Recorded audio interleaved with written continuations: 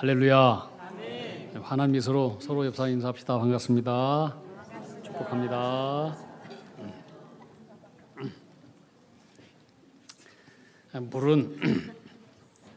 물은 그릇의 모양대로 담겨집니다. 그릇이 사각이면 물도 사각의 모양대로 담겨지고, 그릇이 둥글면은 물도 둥근 형태로 담겨집니다.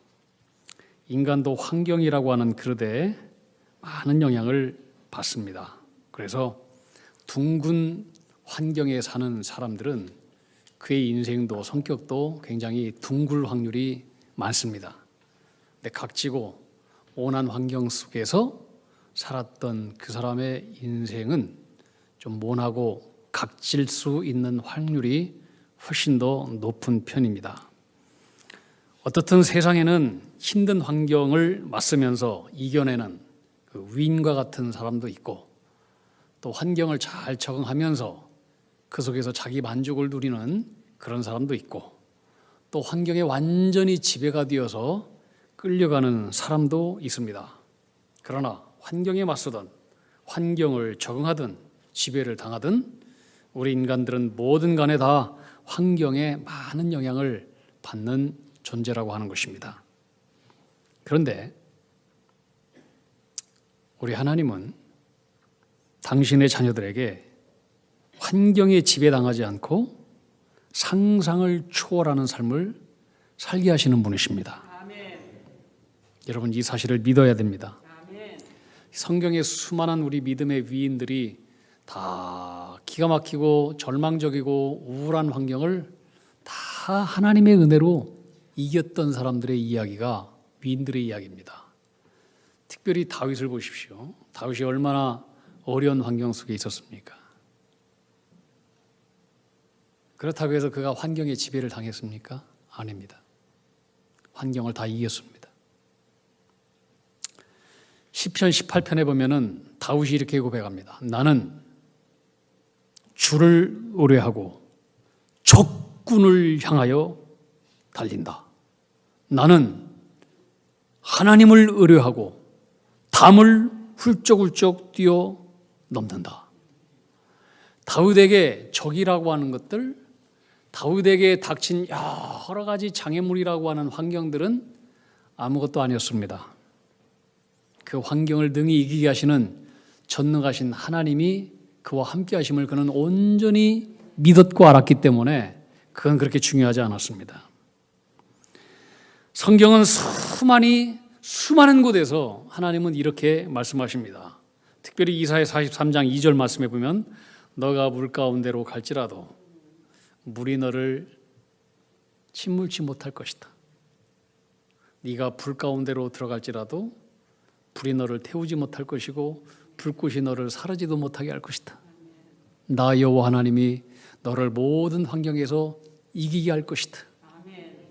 그러므로 우리 삶 가운데 무서운 물과 무서운 불의 장애물과 위험이 있다고 할지라도 여러분 겁내지 마십시오. 주님은 우리와 함께 계시고 환경을 넉넉히 이기게 하시는 분이십니다. 더 나아가서 하나님은 우리에게 말씀하시기를 나는 새 일을 행하시는 하나님이시래요. 한번 따라합시다. 나는 새 일을 행하시는 분이다. 하나님의 말씀입니다. 새 일을 행하신다. 길 없는 광야에 길을 내시고, 여러분 광야길 걸어본 적이 있습니까? 광야는 길이 없습니다.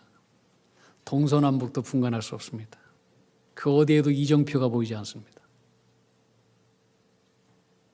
나무도 없습니다. 길이 안 보이는 거예요. 길이 있다가도 모래바람 한번 싹 불어치면은 길이 다 사라져 버려요. 광야예요. 길 없는 광야에 나는 길을 낸다. 물 없는 사막에 왜 죽습니까? 물이 없으니까 죽는 거예요. 그러나 물 없는 사막에 내가 샘물을 터뜨린다.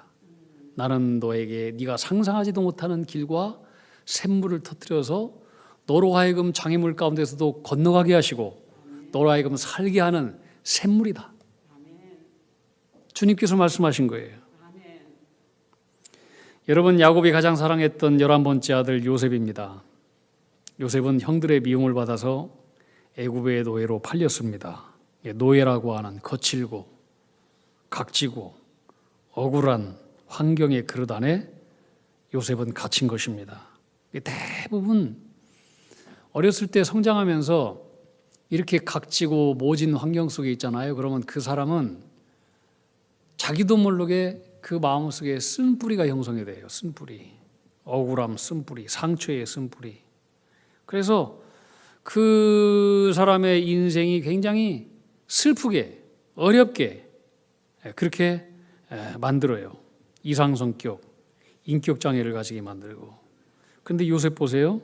그 억울한 노예와 감옥이라고 하는 각지고 불편한 환경 속에서 요셉은 억울한 감정과 쓴뿌리가 나오지를 않아요. 쓴뿌리가 나오지를 않아요. 그 어두운 환경 가운데 갇혀서 그 모양대로 형성되어 가지 않더라고요. 오히려 그 속에서 요셉은 세상을 구원할 하나님의 지도자로 거룩하고 성숙하게 자랐어요. 하나님을 바라보면서. 그리고 결국 그는 애굽의 2인자가 되었어요. 자, 여러분 모세를 한번 생각해 보세요. 모세는 태어나자마자 죽어야 될 운명으로 태어났어요. 애굽의 바로왕은 애굽에 있는 히브리 백성들이 아기를 너무나 많이 잘라. 순풍 잘라니까 이제 두려웠어요. 이 히브리 백성들이 이 속도로 아기를 낳으면은 틀림없이 이 애굽 사람들을 능가해서 저들이 우리의 주인이 될 것이다. 그리고 애굽에게 공포하기를 히브리 백성들이 남자아이를 낳는다. 그러면 다 죽여라. 공포를 내렸습니다. 그때 모세가 태어난 겁니다. 당연히 죽어야 되는 거예요. 근데 하나님을 두려워했던 산파가 모세를 살려둡니다. 집에서 몇 개월 키웠어요. 근데 아기가 건강해요. 큰 목소리를 내니까 누가 저 바로왕의 명을 어기고 아기를 안 죽였어? 들키게 될까 봐서 이제 이 아기를 갈대 상자에 집어넣고 몰래 나일강에 딱 던져버립니다. 그때 나일강에서 목욕하던 애굽 바로왕의 공주가 갈대 상자를 열어보니 아기가 빵긋빵긋 웃고 있어요. 그때 하나님께서는 이 애굽의 공주의 마음 가운데 모성애를 주셨어요. 내가 이 애를 키워야 되겠다. 그리고 자기의 양자로 이 아기를 모세를 키우게 됩니다. 근데 굉장히 재밌어요. 이 아이를 키울 유모를 공주가 구합니다. 그 유모가 다름 아닌 모세의 친엄마였습니다. 하나님은 죽어야 될 운명의 모세를 당시 최강의 애굽의 왕궁에서 가장 안전하게 애굽 공주의 보호를 받고 그것도 모세의 친엄마가 유모가 되어서 모세의 엄마는 월급 받고 세상에 이런 일이 있어요? 모세를 키웁니다. 얼마나 재밌는지 몰라요. 그리고 하나님은 히브리 노예인 모세를 애굽의 왕자들이나 받을 수 있는 제왕학에 대한 공부를 다 시킵니다. 정치, 경제, 교육, 문화, 철학, 모든 음악 다 가르쳐서 최고의 지도자로 모세를 만듭니다. 결국 하나님 그렇게 만들어 놓고 결국 출애굽을 하는 지도자로 나중에 그를 삼습니다. 하나님 참 재밌죠? 하나님은 우리의 생각과 다릅니다. 하나님은 인생을 뒤집어 주시는 분이십니다. 불가능한 환경을 바꾸시는 분이십니다. 어두운 환경을 역전시켜 주시는 분이십니다. 결국 그래서 당신의 백성들을 웃게 하시는 분이신 줄을 믿으시기를 바랍니다. 오늘 빌립보서 이 말씀은 사도 바울이 지금 로마 감옥에서 빌립보 교인들에게 전하는 옥중서신 편지입니다. 바울은 복음을 전한 일로 고발을 당했어요. 4년 정도 지금 감옥에 갇혀 있어요. 이렇게 감옥 속에서 부자유하게 갇혀있는 사도 바울의 모습을 여러분 상상 한번 해보세요. 아마 마음은 병들었고 지쳐 있을 것이고 눈빛은 다 절망감 속에서 죽어 있어야 했을 거예요. 미래에 대한 아무런 꿈도 없었을 거예요. 그런데 감옥에서 사도 바울을 면회한 사람들은 너무나 놀랐습니다. 왜냐? 그의 눈에는 어느 때보다도 소망의 눈빛으로 가득했고 그의 얼굴에는 확신과 평안함과 기쁨이 충만한 것을 볼 수 있었습니다. 그는 감옥에 갇혀 있었지만 감옥에 갇혀 있는 사람이 아니었습니다. 사도 바울을 면회했던 사람들은 어떻게 이렇게 지옥 같은 감옥에서도 어떻게 저렇게 기쁨과 천국의 삶을 살 수 있는가? 충격을 받았고 또 충격을 받았습니다. 사도 바울이 감옥에 갇혀 있었던 그 감옥을 저는 직접 현장에 가본 적이 있습니다. 동굴 같은 바위를 뚫었습니다. 사도 바울이 잠을 잤다라고 하는 바닥도 보면 평평한 바닥이 아닙니다. 동굴에 돌을 깎다가 울퉁불퉁한 돌이에요. 울퉁불퉁한. 그리고 거기에 쇠창살로 다 박아놨습니다. 한 1평 정도 되는 것 같아요. 그리고 사도 바울은 거기에서 순교의 날을 기다리고 있습니다. 죽는 줄 알았어요. 실제로 사도 바울의 감옥 앞에는 그 죄수들을 쳐서 죽이는 그 돌기둥 안에 돌기둥이 있는데 돌기둥 위에다가 목을 딱 대면은 위에서 도끼로 목을 내려칩니다. 사도 바울은 그렇게 순교를 당했습니다. 사도 바울이 목이 떨어지면서 둥글어 가면서 퉁퉁퉁 세 군데 뛰었다고 하는데 거기에서 물이 솟아났다는 얘기가 있고 그 현장도 그대로 있었습니다. 다시 말하면 이 사도 바울은 지금 인생의 가장 어둡고 답답한 상황 속에서 절망과 어두운 환경대로 그렇게 살아가야 될 텐데 그 모양대로 사도 바울은 담겨 있지 않았습니다. 누구도 예상하지 못한 믿기 힘든 기쁨의 삶을 살고 있었습니다. 어떻게 그렇게 캄캄하고 차가운 감옥 속에서 밖에 있는 성도들을 향해서 여러분 기뻐하십시오. 여러분 기뻐하십시오. 다시 말하노니 기뻐하십시오. 기뻐하십시오. 쇼가 아닙니다. 실제로 사도 바울은 감옥 속에서 이루 말할 수 없는 넘치는 기쁨이 내적 심령 가운데 충만했습니다. 어떻게 이렇게 순교의 상황 앞에서 얼굴에는 천사처럼 환한 미소를 가득 머금고 기뻐하라고 외칠 수 있었겠는가? 그 힘이 뭘까? 그 힘은 다름 아닌 그 속에 예수가 충만했다는 사실입니다. 예수가 충만했어요.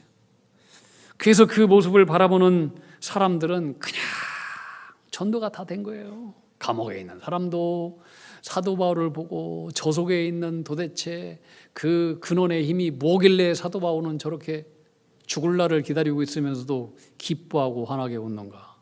사도 바울을 면회했던 모든 성도님들도 다 놀랐어요. 여러분, 우리는 이제 길거리 전도를 하고 있어요. 지난주부터 우리 아동부가 시작을 했어요. 오늘 3부 예배 마치고 난 이후에 또 길거리 전도합니다. 전도는 다른 거 없어요. 싱글벙글 웃고만 다녀도 저절로 돼요. 할렐루야. 당신은 뭐가 그렇게 좋아서 그렇게 싱글벙글 웃습니까? 뭐 복권 탔습니까? 그러면 저는 복권보다도 더 좋은 거 탔습니다. 그게 뭔데요? 나는 예수님 믿고 천국을 선물로 받았습니다. 영생을 선물로 받았습니다. 그래서 내 속에는 기쁨이 있습니다. 이렇게 말만 해도 전도가 저절로 되는 거예요. 어느 책을 보니까요, 성도들이 밝은 모습으로 인사만 잘해도 그 교회는 전도가 된대요. 주일날 교회에서 성도님들이 표정만 바뀌어도 매년 20%, 30%는 전도가 된대요. 교회 성장하기 위해서 굉장히 중요하게 얘기하는 거예요. 성도들의 얼굴과 표정이에요. 잘 나가는 세계 5대 기업을 연구해 보았대요. 그래서 저기 잘 나가는 세계 5대 기업은 뭐 시스템이 좋아서 그런가? 봤더니 시스템은 35%를 차지하고 회사의 좋은 분위기가 65%를 차지했다는 거예요. 한국에 잘 나가는 기업을 살펴봤더니 시스템 때문에 그 기업이 잘 되는 것이 아니고 그 시스템은 10%, 그 회사의 분위기가 90%를 차지하더라는 거예요. 교회 잘 나가는 부흥되는 교회를 봤대요. 그랬더니 한국 교회 분위기가 차지하는 잘 나가는 교회, 부흥하는 교회는 99%가 분위기더라는 거예요. 성도들이 밝아요. 인사를 잘해요. 시스템은 1%. 그래서 여러분 결론은 뭐냐? 성도들의 얼굴 표정이 밝으면 저절로 부흥이 온다는 거예요. 할렐루야. 한번 웃어보세요. 따라합시다. 하하하, 호호호, 헤헤헤, 히히히, 허허허. 그렇게 해서는 안 돼요. 제가 가끔가다 하는 소리인데 한번 따라해 볼까요? 고사상의 돼지 머리도 웃는 미소 띈 것이 값이 비싸다. 고사상에 올리는 돼지 머리도요, 웃는 미소, 하고 웃는 미소는 5만 원. 그냥 뚱한 것은 3만 원. 찡그리는 얼굴은 그냥 가져가. 이건 제사상에 올릴 수도 없다는 거예요. 여러분 얼굴 활짝 펴세요. 교회에서 안내하는 분들이 우리 교회 얼굴이에요. 성가대도 우리 교회 얼굴이에요. 인사는 예절의 첫 단추예요. 밝고 공손하게 인사만 잘해도 성공하고 사랑받아요.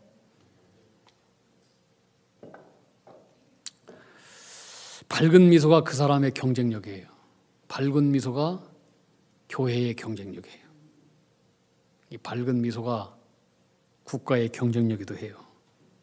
교만한 사람에게 나타나는 매우 중요한 특징이 있어요. 첫째는 인사가 없어요. 따라합시다. 인사가 없다. 둘째는 잘 웃지를 않아요. 따라합시다. 웃지를 않는다.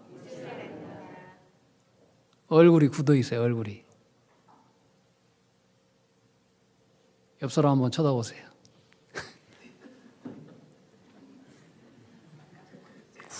한번 따라합시다. 훌륭한 전도시군요.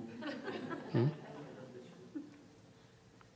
여러분 사도 바울 처지를 보세요. 지금 웃을 일이에요. 지금 웃을 일. 사도 바울이 지금 웃을 일이냐고요. 감옥에 갇혀 우울한 처지에 있어요 지금. 근데 그는 기뻐하래요.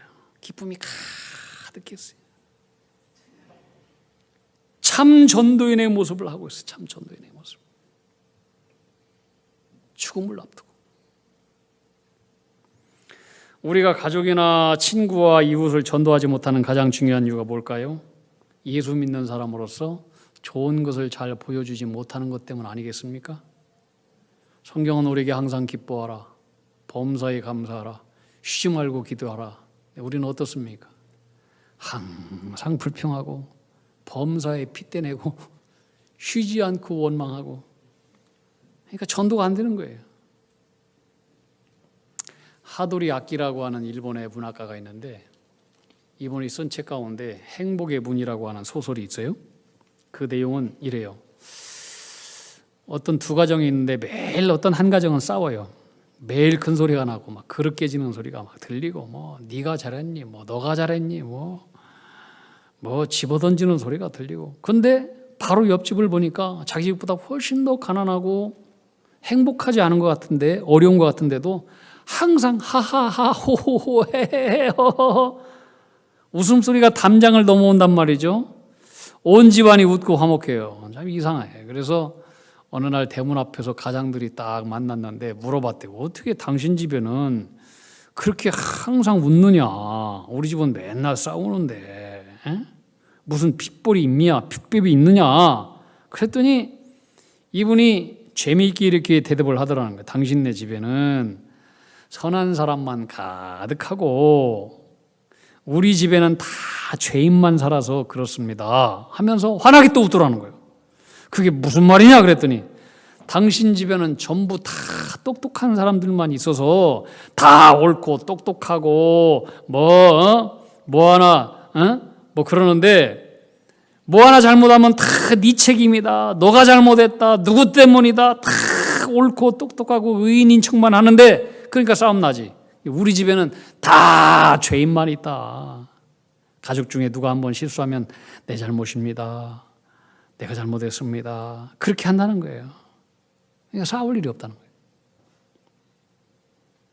거예요. 한 예로서 이제 아들이 그 화분을 깨먹었는데, 아유, 이거 내가 잘못했습니다. 내가 왜 이렇게 조심성이 없어가지고. 그랬더니 엄마가, 아니다, 내가 거기다 놓은 것이 잘못이다. 어? 그랬더니 아버지가 아니다, 그거 내 잘못이다. 내가 그것을 치워야 되는데 거기다 있는 것을 그렇게 뒀고, 당연히 그거 잘못 이렇게 만지면 깨질 수 있고 그런 건데 내 잘못이다.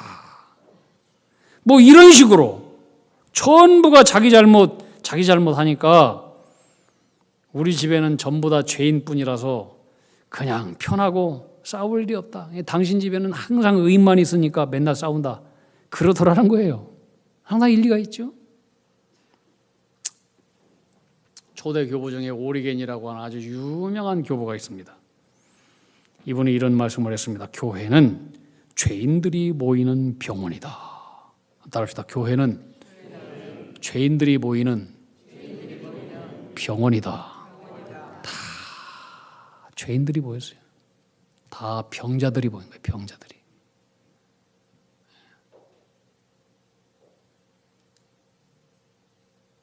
그러니까 여러분, 병자에 대해서 병자에게 뭘 책임을 잡고 묻습니까? 그냥 돌봐줘야죠.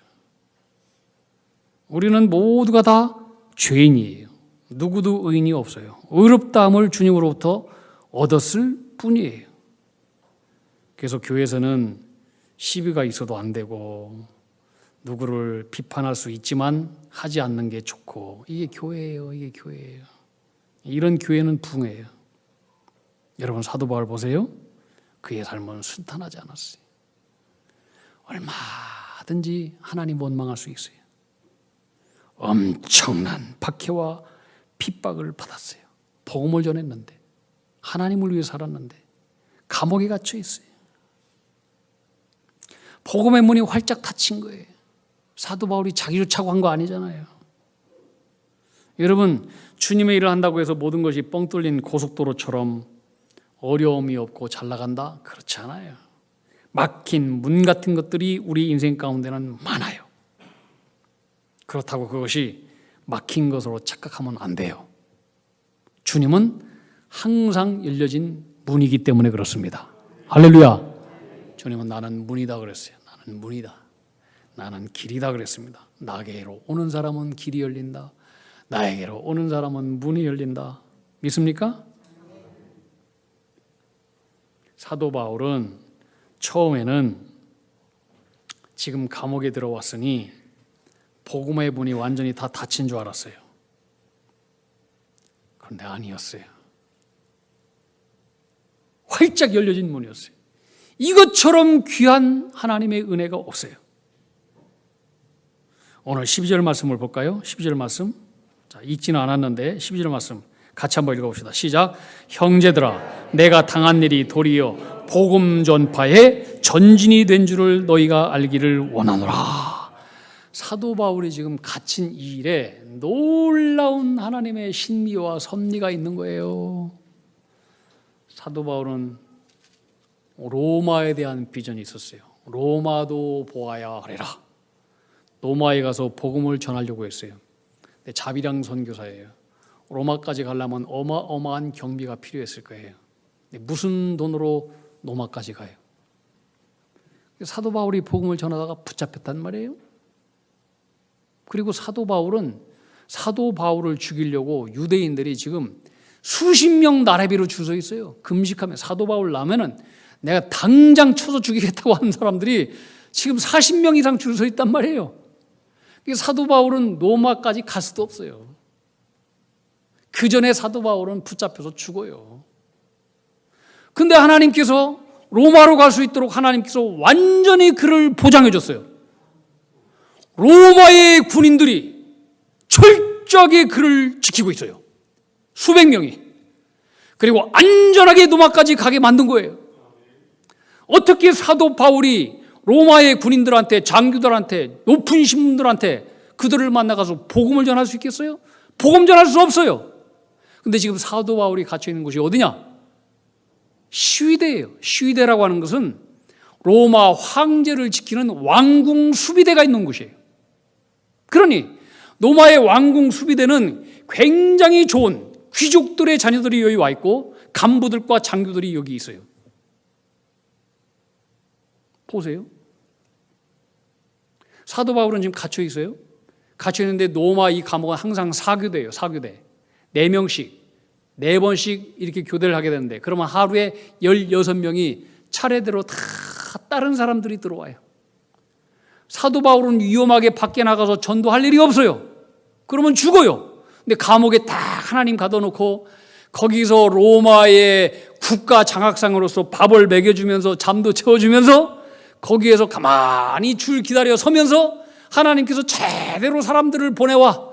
사도 바울은 표를 받으면서 전도를 했어요. 얼굴만 보여도 전도야. 결국에 이 사도 바울이 그 로마 감옥에 갇혀 있음으로 말미암아 시대 안에 있는 유명한 그 장교들, 간부들, 뭐 그 네로의 가족들까지도 다 복음을 받아들였어요. 그리고 불과 300년이 뭐야? 300년도 안 돼서 로마는 기독교 국가가 돼버린 거예요. 여러분, 이것을 뭘로 설명할 수 있어요? 이게 막혀진 문입니까? 아니에요. 우리 인생 가운데 때로는 막혀진 것 같아요. 장애물인 것 같아요. 그러나 하나님의 눈으로 보면 그렇지가 않아요. 하나님의 길은 우리의 길과 달라요. 하나님의 생각은 우리가 생각하는 생각과 달라요. 하나님의 길은 우리의 길보다 훨씬 더 넓어요. 하나님의 생각은 우리가 가지고 있는 생각보다 훨씬 더 높아요. 아멘. 여러분, 이 사실을 믿으시기 바랍니다. 아멘. 오늘 본문의 사도 바울의 위대한 신앙 고백이 나와요. 오늘 본문 6절의 말씀이에요. 6절 말씀. 우리 다 같이 한번 이 말씀 같이 읽어보기를 원합니다. 6절 말씀 같이 읽읍시다. 시작. 너희 안에 착한 일을 시작하신 이가 그리스도 예수의 날까지 이루실 줄을 우리는 확신하노라. 사도 바울이 지금 감옥에 갇혀서 고백하는 거예요. 너희 안에 착한 일, 헬라어로 아가도서라고 하는 아가도서. 이것은 선한 일. 하나님께서 우리에게 선한 일을 계획하셨대요. 믿습니까? 착한 일, 선한 일, 온전한 일, 하나님께서 우리에게 온전한 일을 계획하셨대요. 믿습니까? 그것을 계획을 시작하신 그분께서 그분의 날까지 반드시 이루실 줄을 나는 확신하노라. 사도 바울의 고백이에요. 여러분, 감옥에 있다고 해서 하나님의 일이 전혀 방해되지 않았어요. 오히려 사도 바울은 감옥에 있으면서 하나님의 섭리를 생각하고 웃으면서 전도하고 있어요. 웃으면서. 세상에 이렇게 놀라운 하나님의 축복이 있는가. 사랑하는 성도 여러분, 우리 인생도 그렇습니다. 때로는 모든 일들이 감옥처럼 막혀 있는 것처럼 보일 때가 있습니다. 그러나 답답할 필요 없습니다. 하나님의 생각과 하나님의 길은 다릅니다. 거기에 반드시 길이 있습니다. 하나님의 계획이 있습니다. 여러분, 요셉 보십시오. 하나님의 계획을 다 알고 간 것이 아닙니다. 그 어두운 상황 속에서도 하나님 바라보면서 한 걸음 한 걸음 갔을 뿐입니다. 그랬더니 결국에는 애굽의 2인자가 되었습니다.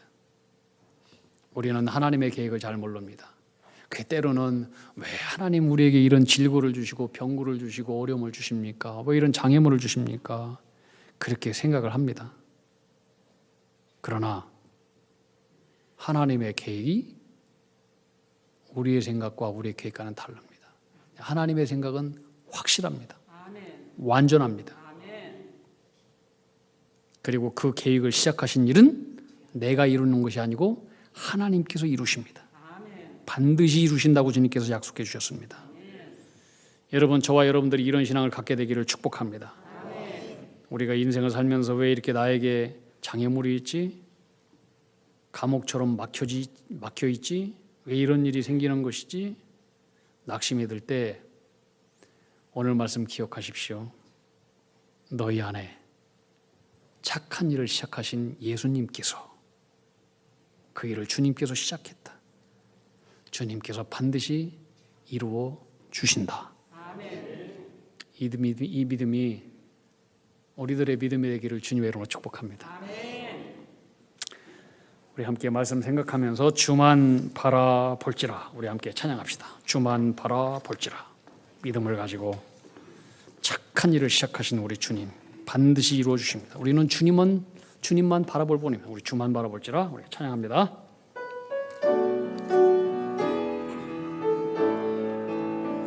하나님의 사랑을 사랑하는 자, 하나님의 평안을 바라보는 자, 너희의 모든 것 창조하신 우리 주님이 너를 얼마나 사랑하시는지 하나님께 찬양과 경배하는 자, 하나님의 선하심을 닮아가는 자, 너희의 모든 것 창조하신 우리 주님이 나를 자녀 삼으셨네. 아멘. 하나님 사랑의 눈으로 너를 어느 때나 바라보시고, 믿습니까?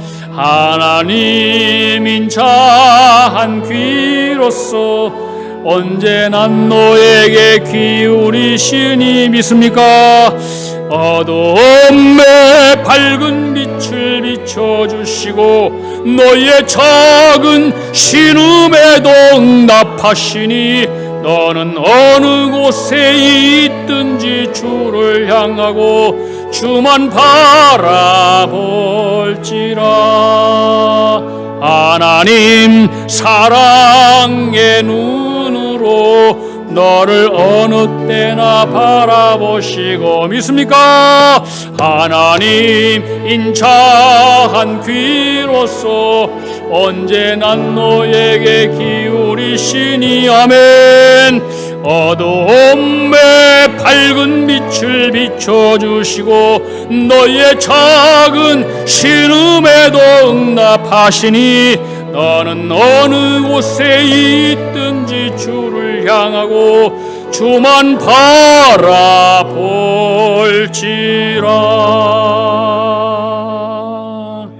주만 바라봅시다.